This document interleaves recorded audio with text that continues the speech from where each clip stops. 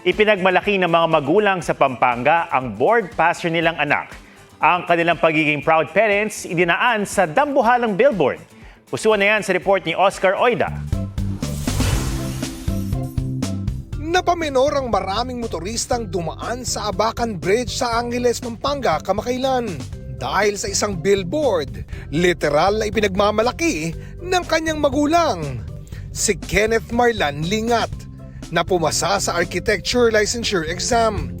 It started as parang joke between me and my parents. Sabi ko, kapag pumasa ako, maganda kung malaki yung tarpaulin ko.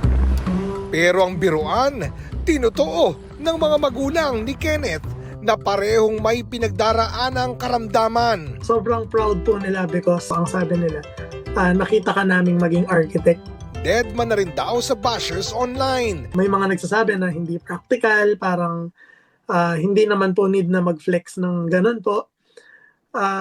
Actually, that billboard space po, pagmamayari po siya ng family friend. Kaya ano po siya, hindi po binabayaran yung billboard space. Dahil para kay Kenneth, ang billboard ay patunay na natupad niya ang kanyang pangarap na mapasaya at mabigyan ng karangalan ang kanyang pamilya.